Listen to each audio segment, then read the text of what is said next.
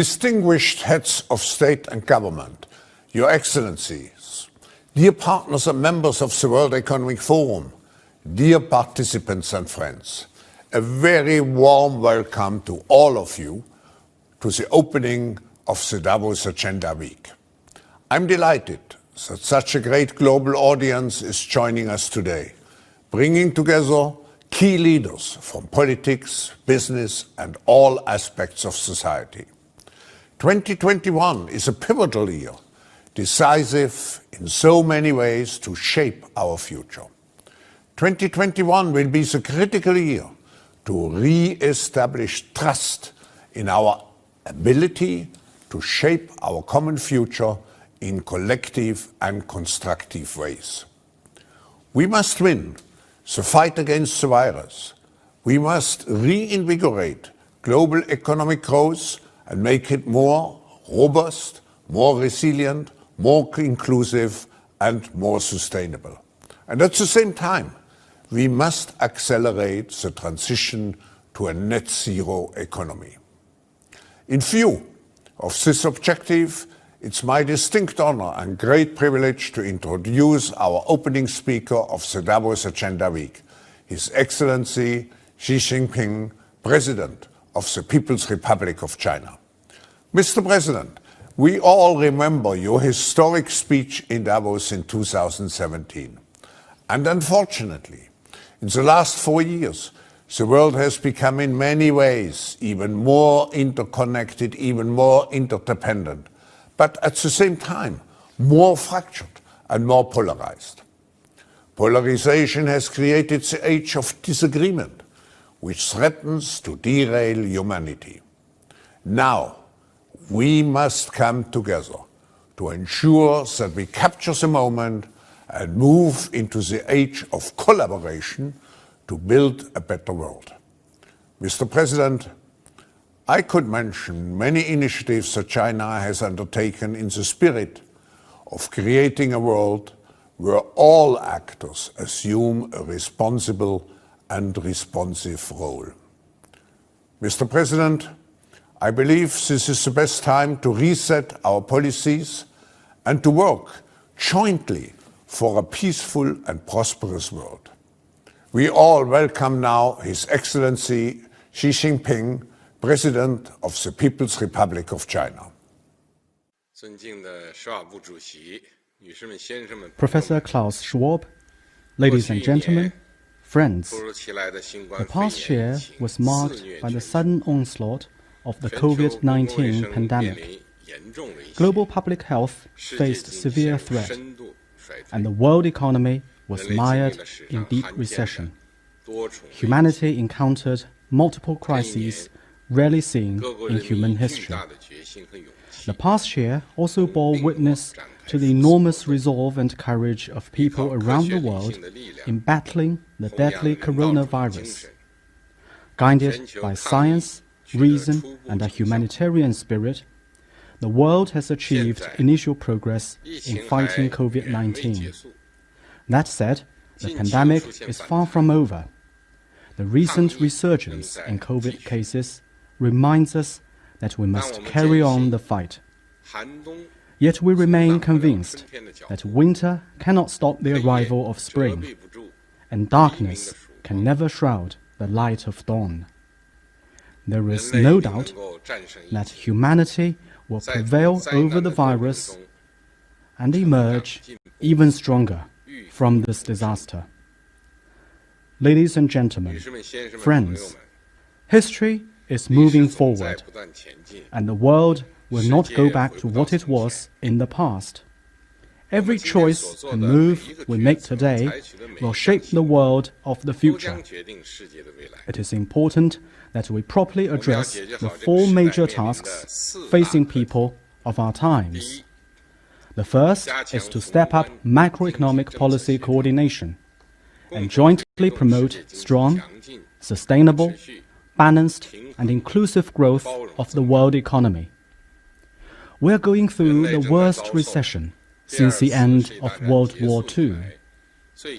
For the first time in history, the economies of all regions have been hit hard at the same time.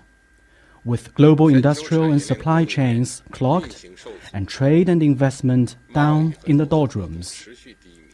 Despite the trillions of dollars in relief packages worldwide, global recovery is rather shaky, and the outlook remains uncertain.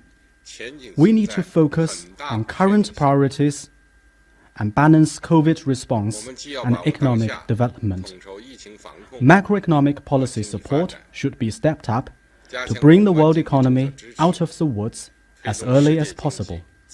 More importantly, we need to look beyond the horizon and strengthen our will and resolve for change. We need to shift the driving forces and the growth models of the global economy and improve its structure, so as to set the course for long-term, sound and steady development of the world economy. The second is to abandon ideological prejudice and jointly follow a path of peaceful coexistence, mutual benefit and win-win cooperation. No two leaves in the world are identical, and no histories, cultures or social systems are the same. Each country is unique with its own history, culture and social system, and none is superior to the other. The best criteria are whether a country's history, culture and social system fit its particular situation, enjoy people's support, serve to deliver political stability, social progress and better lives, and contribute to human progress. The different histories, cultures and social systems are as old as human societies, and they are the inherent features of human civilization. There will be no human civilization without diversity, and such diversity will continue to exist for as long as we can imagine. Difference in itself is no cause for alarm. What does ring the alarm is arrogance, prejudice, and hatred. It is the attempt to impose hierarchy on human civilization, or to force one's own history, culture, and social system upon others. The right choice is for countries to pursue peaceful coexistence based on mutual respect and on expanding common ground while shelving differences, and to promote exchanges and mutual learning. This is the way to add impetus to the progress of human civilization. The third is to close the divide between developed and developing countries, and jointly bring about growth and prosperity for all.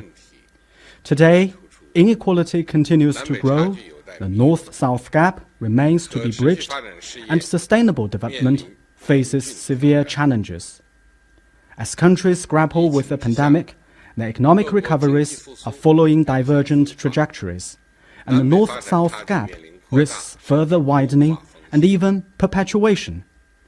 For developing countries, they're aspiring for more resources and space for development, and they are calling for stronger representation and voice in global economic governance.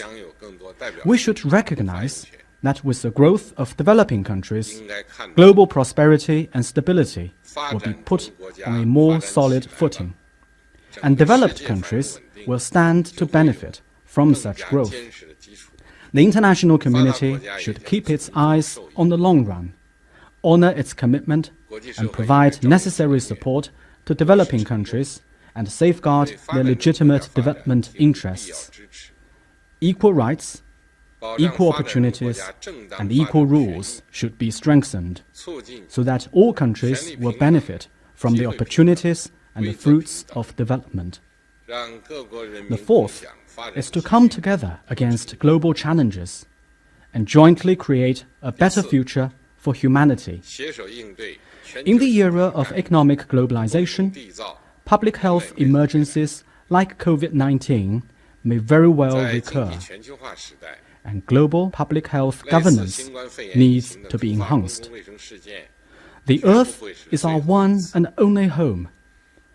To scale up efforts to address climate change and promote sustainable development bears on the future of humanity. No global problem can be solved by any one country alone. There must be global action global response, and global cooperation.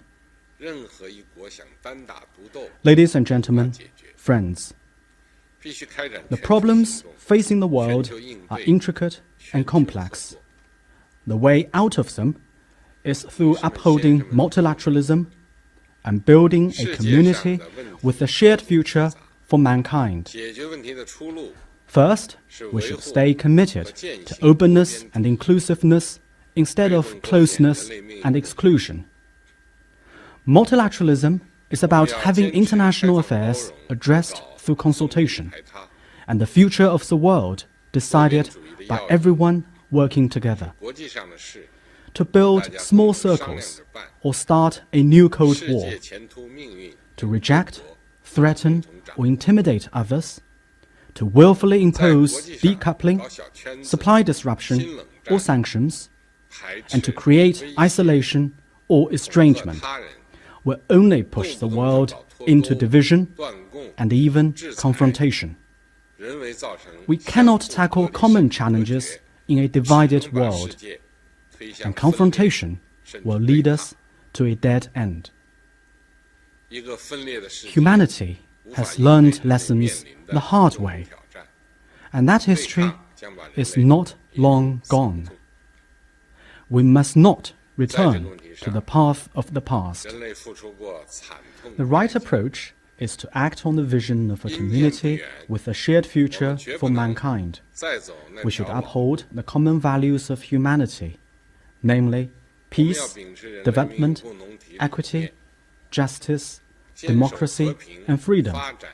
Rise above ideological prejudice, make the mechanisms, principles, and policies of our cooperation as open and inclusive as possible, and jointly safeguard world peace and stability.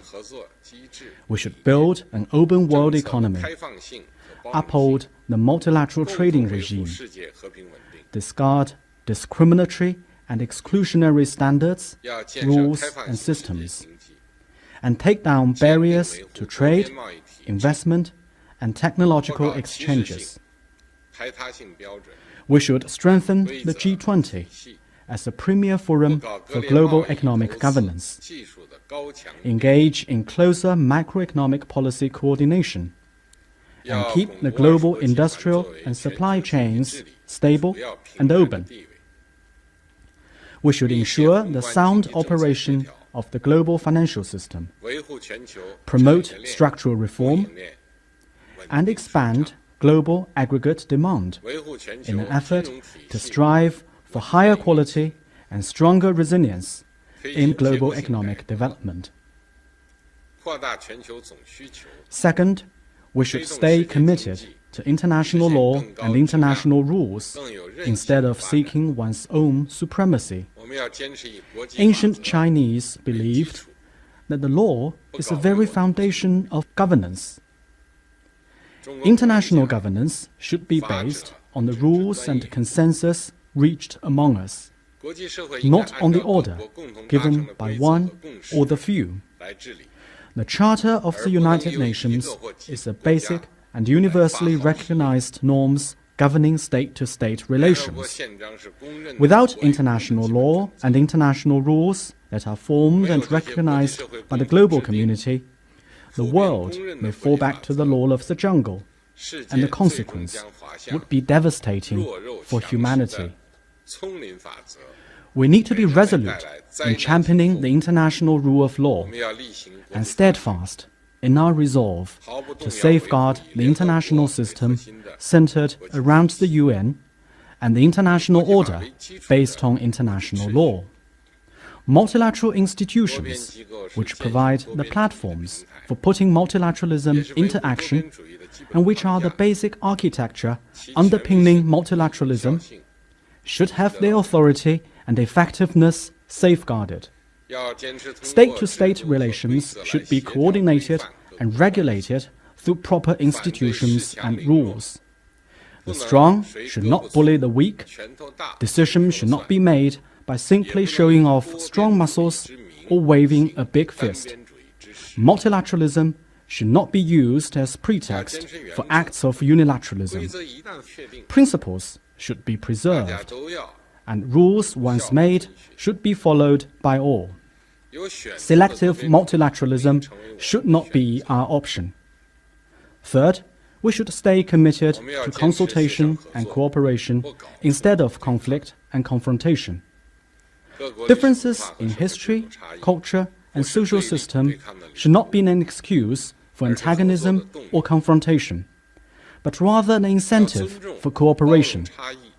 We should respect and accommodate differences, avoid meddling in other countries' internal affairs, and resolve disagreements through consultation and dialogue. History and reality have made it clear time and again that the misguided approach of antagonism and confrontation, be it in the form of Cold War, hot war, trade war, or tech war, would eventually hurt all countries' interests and undermine everyone's well-being. We should reject the outdated Cold War and zero-sum game mentality, adhere to mutual respect and accommodation, and enhance political trust through strategic communication. It is important that we stick to the cooperation concept based on mutual benefit, say no to narrow-minded, selfish, beggar-thy-neighbor policies, and stop unilateral practice of keeping advantages in development all to oneself. Equal rights to development should be guaranteed for all countries to promote common development and prosperity. We should advocate fair competition, like competing with each other for excellence in a racing field, not beating each other on a wrestling arena. Fourth, we should stay committed to keeping up with the times instead of rejecting change. The world is undergoing changes unseen in a century, and now is the time for major development and major transformation. To uphold multilateralism in the 21st century, we should promote its fine tradition, take on new perspectives, and look to the future. We need to stand by the core values and basic principles of multilateralism. We also need to adapt to the changing international landscape and respond to global challenges as they arise. We need to reform and improve the global governance system on the basis of extensive consultation and consensus building. We need to give full play to the role of the World Health Organization in building a global community of health for all. We need to advance reform of the World Trade Organization and the international financial and monetary system in a way that boosts global economic growth and protects the development rights, interests, and opportunities of developing countries. We need to follow a people-centered and fact-based policy orientation in exploring and formulating rules on global digital governance. We need to deliver on the Paris Agreement on climate change and promote green development. We need to give continued priority to development, implement the 2030 Agenda for Sustainable Development, and make sure that all countries, especially developing ones, share in the fruits of global development. Ladies and gentlemen, friends, after decades of strenuous efforts by the Chinese people, China is on course to finish building a moderately prosperous society in all respects. We have made historic gains in ending extreme poverty and have embarked on a new journey toward fully building a modern socialist country. As China enters a new development stage, we will follow a new development philosophy and foster a new development paradigm, with domestic circulation as the mainstay and domestic and international circulations reinforcing each other. China will work with other countries to build an open, inclusive, clean and beautiful world that enjoys lasting peace, universal security and common prosperity. China will continue to take an active part in international cooperation on COVID-19. Containing the coronavirus is the most pressing task for the international community. This is because people and their lives must always be put before anything else. It is also what it takes to stabilize and revive the economy. Closer solidarity and cooperation, more information sharing, and a stronger global response are what we need to defeat COVID-19 across the world. it is especially important to scale up cooperation on the R&D, production, and distribution of vaccines and make them public goods that are truly accessible and affordable to people in all countries. By now, China has provided assistance to over 150 countries and 13 international organizations, sent 36 medical expert teams to countries in need, and stay strongly supportive and actively engaged in international cooperation on COVID vaccines.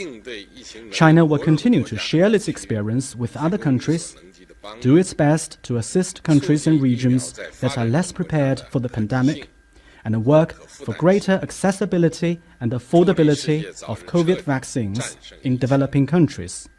We hope these efforts will contribute to an early and complete victory over the coronavirus throughout the world. China will continue to implement a win-win strategy of opening up. Economic globalization meets the need of growing social productivity and is a natural outcome of scientific and technological advancement. It serves no one's interest to use the pandemic as an excuse to reverse globalization and go for seclusion and decoupling. As a long-standing supporter of economic globalization, China is committed to following through on its fundamental policy of opening up. China will continue to promote trade and investment liberalization and facilitation, help keep the global industrial and supply chains smooth and stable, and advance high-quality Belt and Road cooperation. China will promote institutional opening up that covers rules, regulations, management, and standards. We will foster a business environment that is based on market principles, governed by law, and up to international standards, and unleash the potential of the huge China market and enormous domestic demand.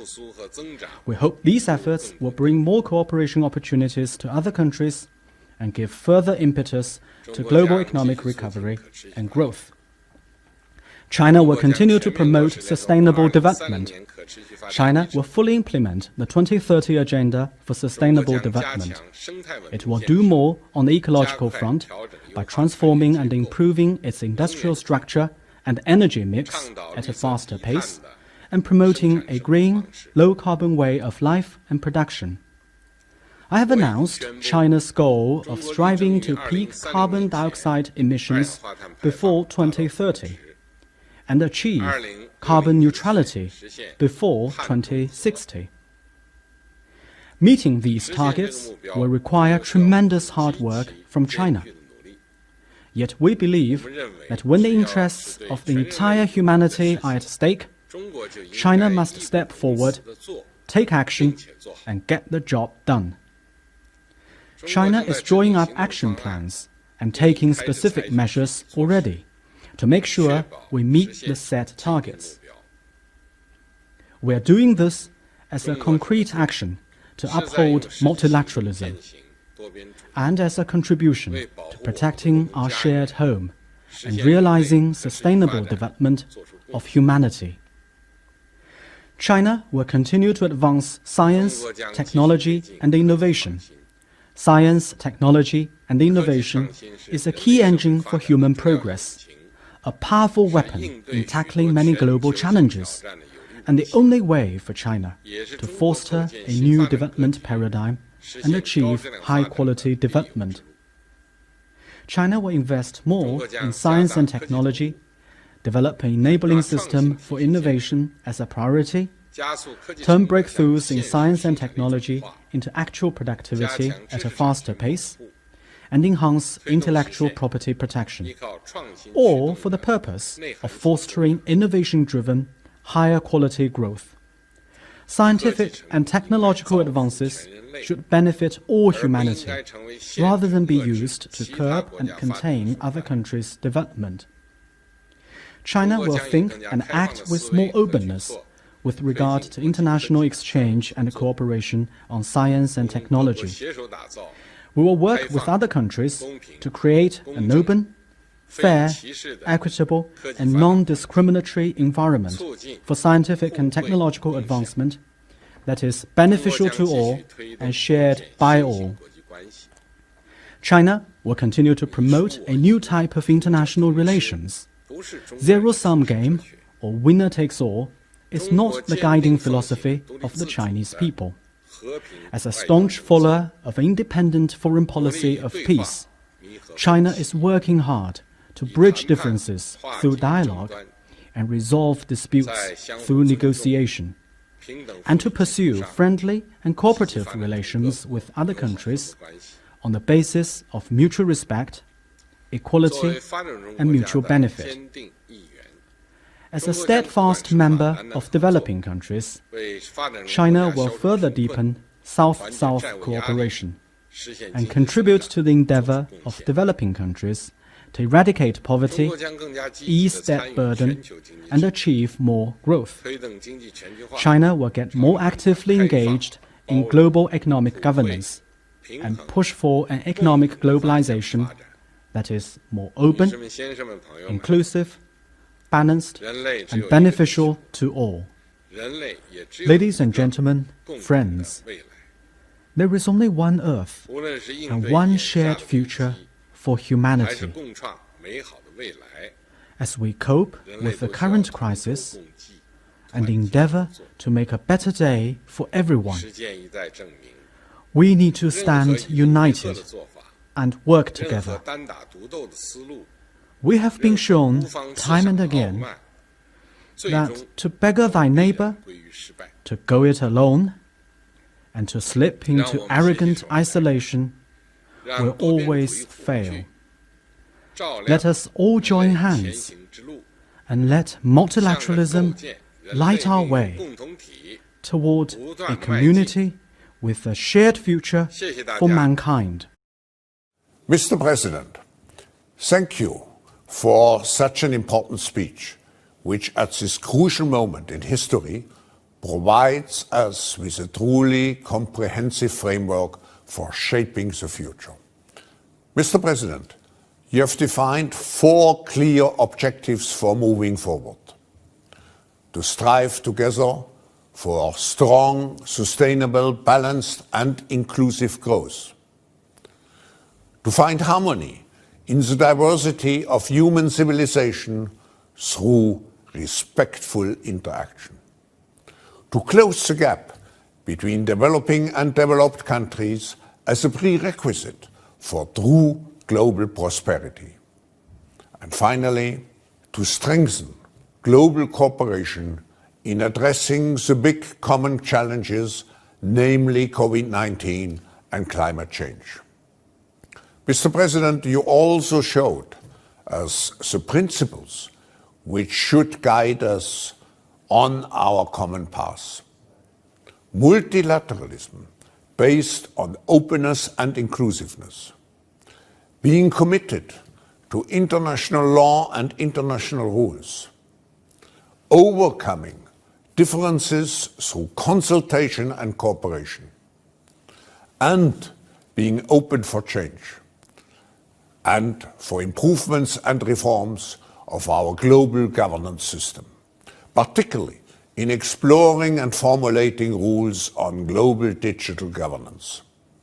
Mr. President, in your speech, you also committed China to take an active part in global efforts to win the fight against COVID-19, to continue the fundamental policy of opening up, to fully implement the 2030 Agenda for Sustainable Development, and to act with greater openness with regards to international exchange and cooperation on science and technology. You concluded that we should enter a new era of global cooperation based on dialogue and being guided by the fact that there is only one planet, Earth, and only one common future. Thank you, Mr. President, for opening this Davos Agenda Week with such an important policy statement and for reminding us that we are all part of a community with a shared future for humanity. On behalf of all the participants, A great thank you, Mr. President.